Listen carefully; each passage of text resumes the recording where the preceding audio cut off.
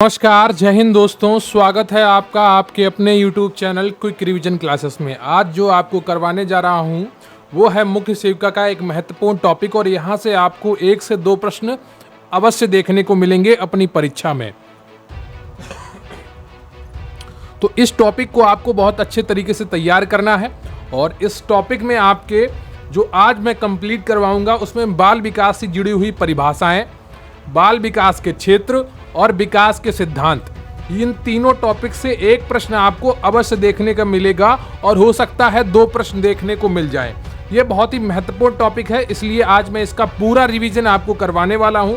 इन तीनों टॉपिक में जो कुछ भी है A to Z सीरीज में आपको कंप्लीट करवाया जाएगा। तो हमारे चैनल पर लगातार आपको अच्छे से तैयारी करवाई जा रही है, इसलिए आप वीडियो को लाइक कर लीजिएगा। चैनल पर नया है तो चैनल को सब्सक्राइब कर लीजिएगा।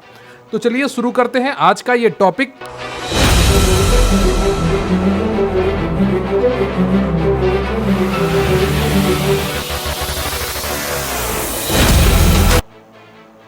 तो सबसे पहले समझते हैं बाल विकास की परिभाषा को कि आखिर बाल विकास की परिभाषा क्या है।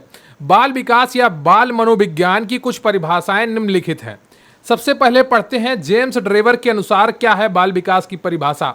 तो बाल मनोविज्ञान की वह शाखा है, जो बाल मनोविज्ञान है, मनोविज्ञान की वह शाखा है जिसमें जन्म से परिपक्वावस्था तक विकसित हो रहे मानव का अध्ययन किया जाता है। तो जो जन्म से परिपक्व होने तक विकसित हो रहे मानव का अध्ययन किया जाता है, यह जेम्स ड्रेवर के अनुसार परिभाषा है बाल मनोविज्ञान की या बाल विकास की, है ना।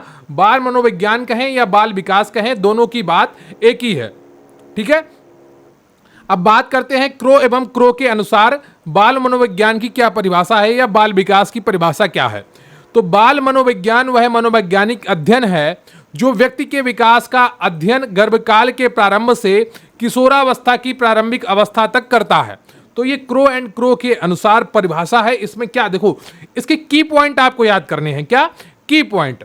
तो क्या है कि व्यक्ति का विकास का अध्ययन गर्भकाल के प्रारंभ से किशोरावस्था की प्रारंभिक अवस्था तक, ये किसकी परिभाषा है? ये क्रो एंड क्रो की परिभाषा है। हर परिभाषा का आपको की लाइन याद करनी है। क्या की लाइन? इसमें क्या की लाइन है जेम्स ड्रेवर की परिभाषा में? जन्म से परिपक्वावस्था तक विकसित हो रहे मानव। क्या है? जिसमें जन्म से परिपक्वावस्था तक विकसित हो रहे मानव। बस इतना आपको याद करना है जेम्स ड्रेवर की परिभाषा में, है ना। बाकी आप सीधे टिक कर लेंगे अगर आपने इतना याद कर लिया। जेम्स ड्रेवर के अनुसार जन्म से परिपक्वावस्था तक विकसित हो रहे मानव का अध्ययन ही बाल मनोविज्ञान कहलाता है, ठीक है। बहुत ही सिंपल करके मैंने आपको बता दिया। देखिए, जेम्स ड्रेवर के अनुसार जन्म से परिपक्वावस्था तक विकसित हो रहे मानव का अध्ययन बाल मनोविज्ञान कहलाता है ना। तो ये आसान शब्दों में परिभाषा हो गई। और इसी को ऐसे जो अगली है जो क्रो एंड क्रो की परिभाषा, तो क्रो एंड क्रो के अनुसार व्यक्ति के विकास का अध्ययन गर्भकाल के प्रारंभ से किशोरावस्था की प्रारंभिक अवस्था तक करता है, उसे बाल मनोविज्ञान कहते हैं, है ना। तो क्रो एंड क्रो में क्या आता है? गर्भकाल के प्रारंभ से किशोरावस्था की प्रारंभिक अवस्था तक जो अध्ययन किया जाता है उसे बाल मनोविज्ञान कहते हैं। अगली जो परिभाषा है वो आपकी आइसेंक के अनुसार है कि बाल मनोविज्ञान का संबंध बालक में मनोवैज्ञानिक प्रक्रियाओं के विकास से है। गर्भकालीन अवस्था, जन्म, शैशवावस्था, बाल्यावस्था, किशोरावस्था और परिपक्वावस्था तक के बालक की मनोवैज्ञानिक विकास प्रक्रियाओं का अध्ययन किया जाता है। क्लियर है आपको? तो आइसेंक के अनुसार यह परिभाषा है। अब थॉमसन के अनुसार क्या परिभाषा है? तो बाल मनोविज्ञान सभी को एक नई दिशा में संकेत करता है यदि उसे उचित रूप में समझा जा सके तथा उसका उचित समय पर उचित ढंग से विकास हो सके तो प्रत्येक बालक एक सफल व्यक्ति बन सकता है। तो ये उतनी इंपॉर्टेंट नहीं है, बस आप ध्यान रखिए जहां पर उचित उचित 2-3 बार आ जाए तो वहां पर थॉमसन महोदय की परिभाषा समझ लेना, ठीक है। अब जो सबसे महत्वपूर्ण परिभाषा है आपकी वो है हरलॉक की परिभाषा, है ना। और एक आपकी जो क्रो एंड क्रो की परिभाषा है ये भी आपकी बहुत महत्वपूर्ण है ना। जेम्स ड्रेवर की परिभाषा थोड़ा बहुत महत्वपूर्ण है। इन तीनों परिभाषाओं को आप याद कर लीजिएगा। अब हरलॉक की परिभाषा क्या है? हरलॉक के अनुसार आज बाल विकास में मुख्यतः बालक के रूप, व्यवहार, रुचियों और लक्षणों में होने वाले उन विशिष्ट परिवर्तनों की खोज पर बल दिया जाता है। अब देखिए हरलाख की परिभाषा कैसे आप याद करनी है। क्या लिखा है? बाल विकास में मुख्यतः बालक के रूप आया, व्यवहार आया, रुचियों और लक्षण में होने वाले उन विशिष्ट परिवर्तनों की खोज पर बल दिया जाता है। ये बस की लाइन है इसकी, क्या कि रूप, व्यवहार, रुचियों और लक्षणों में होने वाले उन विशिष्ट परिवर्तनों की खोज पर बल दिया जाता है। तो ये विकास है, बाल विकास है ना। तो उसके एक विकासात्मक अवस्था से दूसरी विकासात्मक अवस्था में पदार्पण करते समय होते हैं। बाल विकास में यह खोज करने का भी प्रयास किया जाता है कि यह परिवर्तन कब होते हैं, इसके क्या कारण है और यह व्यक्तिक है या सार्वभौमिक है। तो ये इतनी बड़ी परिभाषा है, लेकिन जो आपको मेन चीज याद रखनी है वो रूप, व्यवहार, रुचियों और लक्षणों में होने वाले उन विशिष्ट परिवर्तनों की खोज बाल विकास का अध्ययन कहलाती है। फिर एक और लाइन है यहां पर जो महत्वपूर्ण है, बाल विकास में यह खोज करने का भी प्रयास किया जाता है कि यह परिवर्तन कब होते हैं, इसके क्या कारण हैं और यह व्यक्तिक हैं या सार्वभौमिक हैं। क्लियर है आपको? तो यह हरलाख की परिभाषा है बाल विकास के लिए। तो उपयुक्त परिभाषाओं के आधार पर कहा जा सकता है कि बाल विकास मनोविज्ञान की वह शाखा है जिसमें विकास की विभिन्न अवस्थाओं में मानव के व्यवहार में होने वाले क्रमिक परिवर्तनों का वैज्ञानिक अध्ययन किया जाता है। क्लियर है आपको? तो ये जानकारी आपको प्राप्त हो गई होगी। अब बात करते हैं बाल विकास के क्षेत्र की, है ना। तो बाल विकास के क्षेत्र भी बहुत ही इंपॉर्टेंट टॉपिक है और यहां से भी आपके प्रश्न बन सकते हैं। तो बाल विकास के क्षेत्र में गर्भधारण अवस्था से युवावस्था तक के मानव की सभी व्यवहार संबंधी समस्याएं सम्मिलित हैं। इस अवस्था के सभी मानव व्यवहार संबंधी समस्याओं के अध्ययन में विकासात्मक दृष्टिकोण मुख्य रूप से अपनाया जाता है। इन अध्ययनों में मुख्य रूप से इस बात पर बल दिया जाता है कि विभिन्न विकासात्मक अवस्थाओं में कौन कौन से क्रमिक परिवर्तन होते हैं, ये परिवर्तन किन कारणों से कब और क्यों होते हैं। तो बाल विकास के निम्नलिखित क्षेत्र हो सकते हैं। कौन कौन से हैं? तो बाल विकास के क्षेत्र अब आप पढ़ना शुरू करेंगे, है ना। तो ये भी आपके लिए एक इंपॉर्टेंट टॉपिक है और आपकी परीक्षा में यहां से भी प्रश्न बन सकता है। तो इस टॉपिक को भी बहुत अच्छे तरीके से आपको समझना होगा। क्लियर है आपको? तो क्या कहते हैं इसके बारे में, इसको समझिए। बालक और वातावरण क्या है? बालक और वातावरण इस क्षेत्र के अंतर्गत बालक का वातावरण पर तथा वातावरण का बालक के व्यवहार, व्यक्तित्व तथा शारीरिक विकास आदि पर पड़ने वाले प्रभावों का अध्ययन किया जाता है। बालक के वातावरण पर क्या क्षेत्र में क्या होता है, जो बालक इस क्षेत्र के अंतर्गत बालक का वातावरण पर तथा वातावरण का बालक के व्यवहार, व्यक्तित्व तथा शारीरिक विकास आदि पर पड़ने वाले प्रभावों का अध्ययन किया जाता है। तो बाल विकास का एक क्षेत्र है बालक और वातावरण। तो वातावरण का प्रभाव पड़ता है, इसीलिए तो पहाड़ों पे लोगों की लंबाई अलग होती है, उनके शारीरिक विकास अलग होते हैं, और मैदानी इलाकों में उनका शारीरिक विकास अलग होता है, समुद्री तटीय इलाकों में उनका शारीरिक विकास अलग होता है, भूमध्य रेखीय भागों में शारीरिक विकास अलग होता है ना। तो ये सारी चीजें आपको ध्यान में रखनी होगी। बालकों के वैयक्तिक विभिन्नताओं का अध्ययन, क्या? बालकों की वैयक्तिक विभिन्नताओं का अध्ययन, ये भी एक बाल विकास का क्षेत्र है। इसके अंतर्गत बालक के शारीरिक, मानसिक, बौद्धिक, सांवेगिक, सामाजिक, भाषाई आदि विभिन्नताओं तथा इससे संबंधित समस्याओं का अध्ययन किया जाता है। क्लियर है आपको? तो बालकों के वैयक्तिक विभिन्नताओं का अध्ययन, इसके अंतर्गत बालक के शारीरिक, मानसिक, बौद्धिक, सांवेगिक, सामाजिक, भाषाई आदि विभिन्नताओं तथा इससे संबंधी समस्याओं का अध्ययन किया जाता है। क्लियर है आपको? तो दूसरे का ये आप दूसरा क्षेत्र हो गया बालकों के वैयक्तिक विभिन्नताओं का अध्ययन। तो तीसरा है आपका बाल व्यवहार और अंतःक्रियाएं।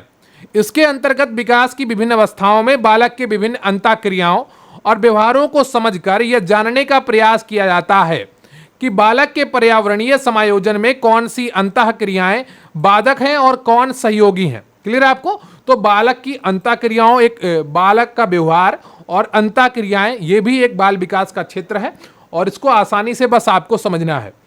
अगला जो बाल विकास का क्षेत्र है वो आपका मानसिक प्रक्रिया है। इस क्षेत्र के अंतर्गत बालक के विभिन्न मानसिक प्रक्रियाओं की विभिन्न अवस्थाओं में गति, स्वरूप तथा विकास आदि का अध्ययन किया जाता है। इसका मतलब क्या हुआ कि बालक का जो मानसिक प्रक्रिया है वो उसकी गति क्या है, क्या वो सीख कैसे रहा है, वो चीज़ों को समझ कैसे रहा है, वो किस तरीके से चीज़ों के लिए रिएक्ट कर रहा है, ये मानसिक प्रक्रिया के अंतर्गत आता है। अगला जो है आपका क्षेत्र है वो बालक बालिकाओं का मापन। इसके अंतर्गत बच्चों के विभिन्न मानसिक और शारीरिक मापन तथा मूल्यांकन से संबंधित समस्याओं का अध्ययन किया जाता है। क्लियर है आपको? तो इसके अंतर्गत बच्चों के विभिन्न मानसिक और शारीरिक मापन तथा मूल्यांकन से संबंधित समस्याओं का अध्ययन किया जाता है। अगली जो हेडिंग है आपकी वो है समायोजन संबंधी समस्याएं। तो इस क्षेत्र के अंतर्गत बालक के विभिन्न प्रकार की समायोजन संबंधी समस्याओं का अध्ययन किया जाता है। अगली जो हेडिंग है आपकी वो है अभिभावक बालक संबंध। तो इस क्षेत्र के अंतर्गत अभिभावक बालक संबंध का विकास, अभिभावक बालक संबंधों के निर्धारक, पारिवारिक संबंधों में ह्रास आदि समस्याओं का अध्ययन किया जाता है। क्लियर है आपको? तो अभिभावक बालक संबंध, तो यह भी एक बाल विकास का क्षेत्र है। अगला जो क्षेत्र है आपका बाल विकास का वो है विशिष्ट बालकों का अध्ययन। तो इस क्षेत्र के अंतर्गत पिछड़े बालक, समस्यात्मक बालक, मंदबुद्धि बालक, प्रतिभाशाली बालक आदि विभिन्न योग्यता व क्षमता वाले बालकों की समस्याओं का अध्ययन किया जाता है।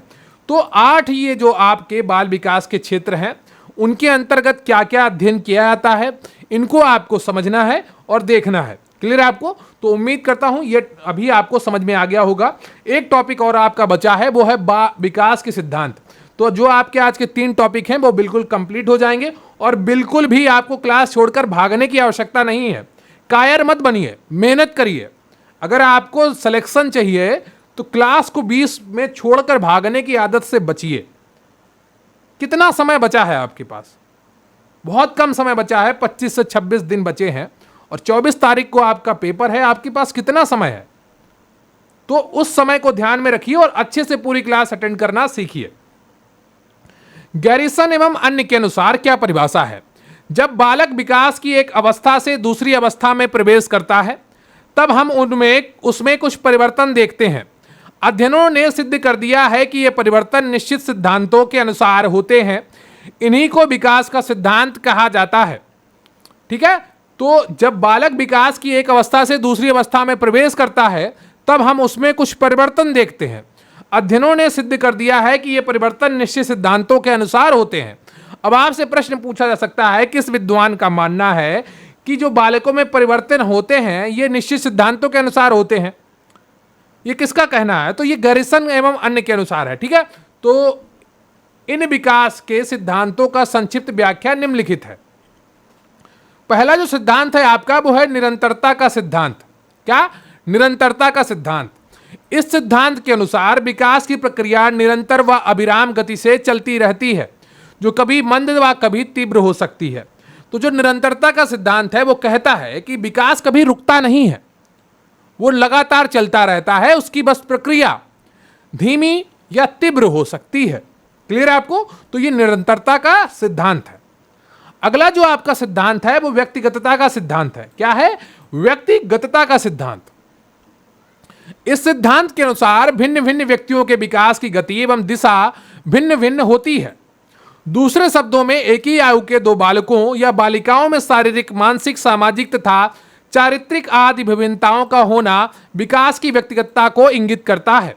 क्लियर है आपको? तो व्यक्तिगतता का सिद्धांत भी आपको यह समझ में आ गया होगा कि हर व्यक्ति की अलग अलग सीमाएं हैं, अलग अलग भिन्नताएं हैं। तो दूसरे शब्दों में एक ही आयु के 2 बालकों या बालिकाओं में शारीरिक, मानसिक, सामाजिक तथा चारित्रिक आदि विभिन्नताओं का होना विकास की व्यक्तिगतता को इंगित करता है। यानी कि एक ही उम्र के 2 बालकों में भिन्न भिन्न तरीके से विकास होता है। कोई जल्दी बोलना सीखता है, कोई जल्दी चलना सीखता है, कोई धीमा होता है, किसी का वजन अचानक से बढ़ जाता है, कोई अचानक से उसके शरीर में परिवर्तन आते हैं। तो यह व्यक्तिगतता के सिद्धांत के अनुसार होता है। अगला सिद्धांत जो है आपका वो है परिमार्जितता का सिद्धांत। इस सिद्धांत के अनुसार विकास की गति तथा दिशा में परिमार्जन संभव होता है। दूसरे शब्दों में सही ढंग से किया गए प्रयासों के द्वारा विकास की गति को वांछित दिशा की ओर तथा उस तीव्र गति से उन्मुख किया जा सकता है। परिमार्जितता के सिद्धांत का मतलब है कि अगर आप सही ढंग से प्रयास करें तो अपने बालक में सुधार ला सकते हैं, उसके विकास में। अगर वो धीमा सीख रहा है तो उसको ट्रेनिंग दीजिए, उसके पोषण का ख्याल रखिए, उसका मार्गदर्शन करिए, वो सीखने लगेगा आसानी से। तो ये परिमार्जितता का सिद्धांत है कि अगर आप सही ढंग से प्रयास करेंगे तो आपके बालक के विकास की गति में वांछित दिशा की ओर और तीव्र गति से परिवर्तन लाए जा सकते हैं। क्लियर है आपको? अगला जो सिद्धांत है आपका वो है विकास क्रम का सिद्धांत। इस सिद्धांत के अनुसार प्रत्येक प्रजाति, चाहे वह पशु हो या मानव के विकास का एक निश्चित क्रम में होता है जो उस प्रजाति के समस्त सदस्यों के लिए सामान्य होता है। क्लियर है आपको? तथा उस प्रजाति के समस्त सदस्य उस प्रतिक्रम का अनुसरण करते हैं। इस निश्चित पूर्व कथनीय सिद्धांत के नाम से भी जाना जाता है। तो विकास क्रम का सिद्धांत क्या है? इस सिद्धांत के अनुसार प्रत्येक प्रजाति, चाहे वह पशु हो या मानव के विकास का एक निश्चित क्रम में होता है जो उस प्रजाति के समस्त सदस्यों के लिए सामान्य होता है तथा उस प्रजाति के समस्त सदस्य उस प्रतिक्रम का अनुसरण करते हैं। इसे निश्चित पूर्व कथनीय सिद्धांत के नाम से भी जाना जाता है। अगला जो सिद्धांत है आपका वो है मस्तकाधोमुखी विकास का सिद्धांत। यह भी आपका इंपॉर्टेंट है। इस सिद्धांत के अनुसार बालक का विकास सिर से पैर की दिशा में होता है, अर्थात पहले मस्तिष्क, फिर धड़ और अंत में पैर में विकास होता है।